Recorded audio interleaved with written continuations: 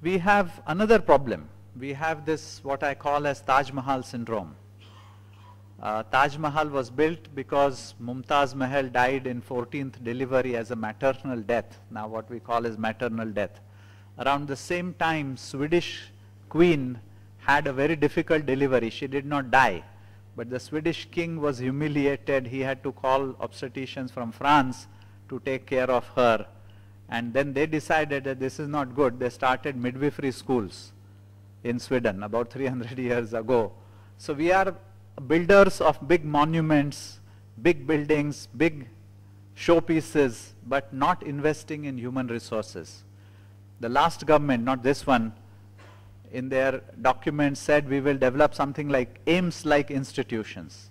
So All India Institute of Medical Sciences, of course it's a top institute, I'm not berating it as any lower this thing, but it is not serving the whole of India. But we decided to produce 6 AIIMS-like institutions instead of putting the same money into district hospitals and sub-district hospitals. AIIMS budget, last time I saw, was roughly about 400-500 crores per year, maybe gone up now. The lack of equality. The another problem is that we are a very class-oriented society, and now there are new classes, the politicians and rest of us, or politicians, administrators and rest of us, or politicians, administrators, middle class and the lower class. So my sense is in many countries, if you go, especially in smaller countries of Europe, the principle of equality of person or equality of man, it used to be called, but man and women, is still very valuable. Here we say that Prime Minister and Chief Minister will get best health care in the private hospitals, but the poor will go to the public hospitals. So I think we need to change that mindset. The lack of concern for the poor as a system, as a nation, and lack of political and social dialogue. Why this happens? Why there is lack of concern for the poor? Probably because of lack of social and political dialogue on health and social welfare. We talk of more slogans and advertisements rather than real programs and real monies. Some more operational reasons. One is we don't have a public health cadre, and I was very happy to read just now that at least the Karnataka government has a public health and administrative cadre in the state level. Many states don't have that. Doctors can become public health managers, public health officers. The other side is what I call as Babu Neta syndrome. I'm sure, sorry if some of you consider yourself as Babus and Netas, but the IAS officer or the state administrative officers have pervasively sort of become more and more important in the health departments, which was not there at the time of independence. Officers and politicians decide on public health priorities and programs rather than technical public health people. Second is lack of standards in much of the health care. When I say standards, people think on physical terms. What I am saying is service standards. How many patients can be seen by a doctor in 1 hour? We don't have a standard. Some places doctors see 100 patients in 1 hour or 50 patients in 1 hour, and a specialist doctor sees, and we think that is the doctor is present and doing something. We don't count what is the infection rate, whether it is too high or too low. What is the epidemic? What is the death due to malaria mean? We were ridiculously reporting and still reporting. If you read parliament questions, malaria deaths, somebody asks in parliament, the response is 800 in the whole year. The recent estimate has been 1 lakh or something of that order of magnitude. So my sense is, as public health professionals, we sometimes reduce our own importance by reducing public health problems. Now the question is, how will this change? Who will bell the cat? Who will say that emperor doesn't have clothes? We have neglected public health because there is purposeful denial of public health problems. And this came to me personally when we looked at the 2006 epidemic of chikungunya in Ahmedabad. And using the government registrar of birth and death data, we showed that 3,000 additional deaths happened in Ahmedabad city in 4 months as compared to last 5 years average But everybody else said, oh, no, no, no, nobody died of chikungunya. The minister said, the secretary said, the bureaucrats said, the WHO said, and even the CDC didn't believe us. We had reviewers of papers we submitted asking us, where is the proof that these people died?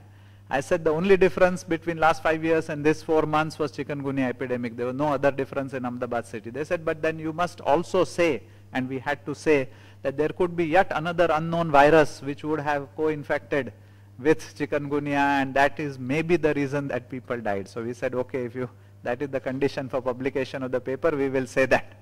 But we still believe. And now we are writing a review. There are 4 more papers published, 2 from India, 1 from Mauritius, and 1 from Reunion. All 4 show the same increase in mortality. So my sense is we have to be very careful to show what is the problem. The other is policies many times are made in air-conditioned rooms in rural, about the rural conditions of rural scorching realities. An example is the blood banking policy. If you read the blood banking regulation, it requires 3 air conditioners, 7 rooms, 3 full-time staff, whether you are in a city or whether you are in rural remote area. So what we are trying to say is we are trying to impose unnecessary conditions. Of course, blood has to be safe, blood has to be tested, has to be properly tapped and stored, but doesn't require 3 air conditioners. It requires a proper refrigerator.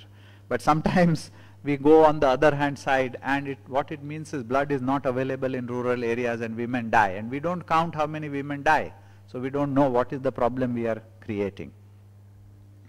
Finally, some new emerging issues and problems.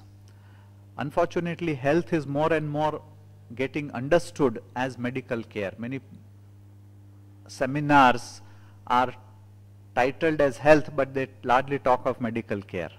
Medical care is what is cardiologists advise. I am nothing against cardiologists, they are very important in the society.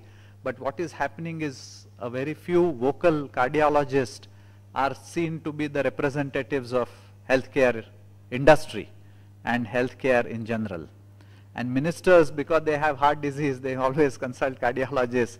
They seem to be having undue influence on public policy related to health sector and public health. And of late, many private companies are driving, and private company associations like CII and FICCI, etc., are driving what they call as healthcare revolution in India. So we have to be cognizant of that. We have to look at what is happening and try to deal with that. Then lack of understanding of numbers and data. No birth and death recording.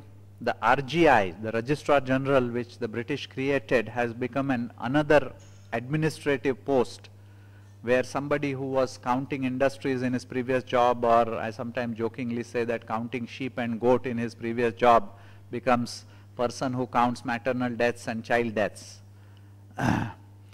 So it's not really taken seriously. And birth and death registration and cause of analysis of death was the starting of public health in Western countries. Not even maternal deaths, child deaths, tuberculosis deaths, malaria deaths are counted properly. These are our key policy objectives. If you read policy after policy, people pleasing. They are very available, they are nice, they talk nicely, they ensure what your expectation is of quick cure, they deliver. How can it be done? Better human resource management. People produce health services, not buildings and infrastructure. Sometimes we get confused that sub-center is a building. Sub-center is not a building, it is the services which a auxiliary nurse midwife produces is a sub-center. Sri Lanka never built a sub-center building. They had a auxiliary nurse midwife equivalent person going home to home on a bicycle, and they changed the Sri Lankan health indicators. Set standards and measure quality, because we haven't set standards so far, didn't go so much in measuring quality. Difficult, but can be done. Reward performance and quality. We pay everybody the same. What it means is those who are working hard has a disincentive, those who are working less has incentive. Do not run after targets, numbers and quick success. Unfortunately, that is what we are becoming. We want to see change in 1 year, 2 year, 3 year. It doesn't happen that quickly.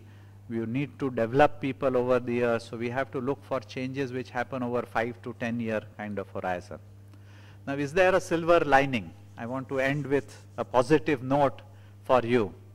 I think last 5 years, if you see 2005 onwards, there is substantial stirring of this sector. National Rural Health Mission has increased the resources, technical assistance, managerial staff and flexibility. What we didn't have, we are now having. There are public-private partnerships developed initially with cataract surgery, and if that is quite well known, cataract surgery programs are very successful. Chiranjeevi followed suit in Gujarat, and there are other programs of that type. Human resource discussions are happening. Augmentation of human resources. If you read NRHM report, there is a lot of talk about how many more doctors, nurses, staff and others have been hired in last 5 years. ASHA is a new workforce which we are creating. We are getting more and more contract staff to work for the public health system. Task shifting and task sharing is becoming a reality. There is discussion on how can nurse become a midwife, how can medical officer do the comprehensive emergency care, neonatal care and other care which was earlier thought to be only reserved for specialists. Health insurance is coming as Rashtriya Swasthya Bima Yojana, Arogya Shri in Andhra Pradesh, in Karnataka and other states. The universal health insurance might come after the 12th 5-year plan. There are vibrant NGOs, new institutions with focus on public health. So I think this is the silver lining. I want to end by this question: can we make the desert like health system which we developed over 40-50 years into a blooming garden? Thank you.